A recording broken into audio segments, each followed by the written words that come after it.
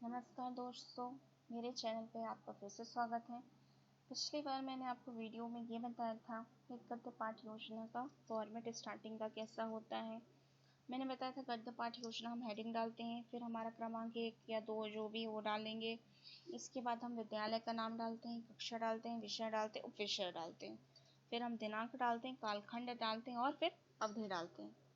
आज मैं आपको अब इसके आगे बताऊंगी कि कैसे हम पाठ्य योजना आगे कंटिन्यू करेंगे।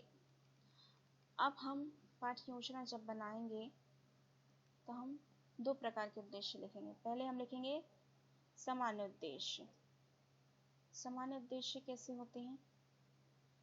सामान्य उद्देश्य वो बच्चों के व्याकरण से संबंधित होने चाहिए, बहुत अच्छे होते हैं और अधिकतम आप 5 तो मेंशन ही करिए तो आपका लेसन प्लान बहुत अच्छा बनेगा।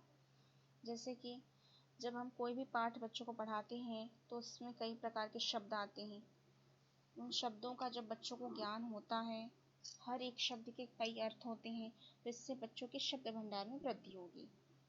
ये हमारा पाठ्य योजना का उद्देश्य होना चाहिए। दूसरी बात, जब हम गद्य पाठ्य योजना बच्चों को पढ़ाते हैं तो हम बच्चों को मौन वाचन करने की क्षमता का विकास करते हैं। मतलब बच्चे स्वयं उसे अपने मन में पढ़ने की कोशिश करते हैं। तीसरा, शुद्ध उच्चारण का अभ्यास कराना। जब बच्चे पाठ पढ़ेंगे तो जो शब्द होते हैं उनका उच्चारण शुद्ध तरीके से करने की मतलब शुद्ध उच्चारण बोलने की कोशिश करते हैं। चौथा होगा छात्रों के साहित्य के प्रति रुचि जागृत करना। जैसे कि आप 2 बैलों की कथा पढ़ रहे हैं तो उस कथा में कई तरह की स्टोरी आ रही है कि कैसे 2 बैल होते हैं, फिर वो आगे बढ़ते हैं, उनकी पूरी स्टोरी उसमें मेंशन होती है। तो इससे क्या है, बच्चों के अंदर जागृत होती है। मतलब स्टोरी पढ़ने के लिए उनके अंदर रुचि जागृत होगी कि अब क्या होगा इसके आगे। दूसरा उद्देश्य होता है विशिष्ट उद्देश्य। विशिष्ट उद्देश्य में क्या होता है, ये जो 2 बैलों की कथा आप पढ़ रहे हैं कहानी, ये प्रेमचंद के द्वारा लिखी गई है। तो जब हम इस 2 बैलों की कथा को बच्चों को पढ़ाएंगे तो हम प्रेमचंद के विषय में भी ज्ञान प्रदान करेंगे। दूसरा, प्रेमचंद की लेखन कला से परिचित कराना। जब 2 बैलों की आप कथा पढ़ते हैं तो उसे किस तरीके से प्रेमचंद ने प्रस्तुत किया है, ये उसकी लेखन कला भी हम बच्चों को समझाएंगे। ये हमारा विशिष्ट उद्देश्य होता है।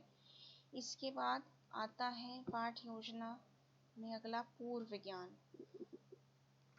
मतलब जब आप बच्चों को बता रहे हैं 2 बैलों के बारे में तो छात्र कुछ प्रेमचंद के विषय में पहले जो सामान्य जानकारी रखते हैं उसे हम पूर्व ज्ञान कहेंगे।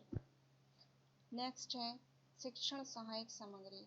जब आप बच्चों को पाठ योजना पढ़ा रहे हैं तो आपको चौक की भी जरूरत पड़ेगी, डस्टर भी पड़ेगा, लपेट श्यामपट और प्रेमचंद का चित्र भी।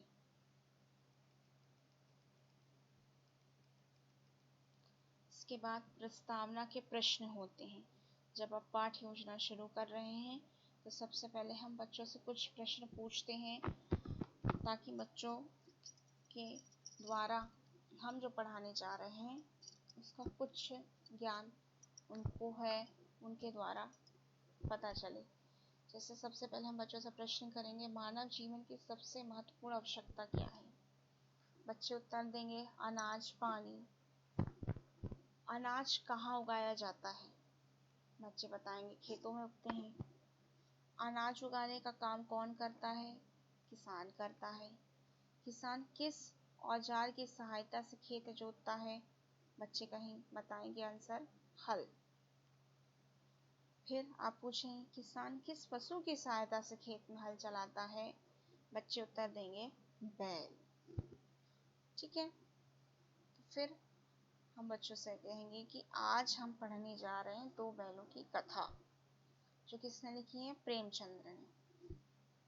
अब पाठ को जब आप बच्चों को पढ़ाते हैं तो हम पाठ को 2 अनुविधियों में बांटेंगे ताकि हमारा जो पाठ योजना हो 45 मिनट में कंप्लीट हो जाए।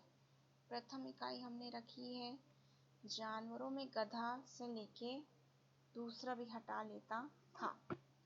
फिर द्वितीय इकाई हमने रखी संयोग की बात है से लेके उन्हीं की सी होंगे।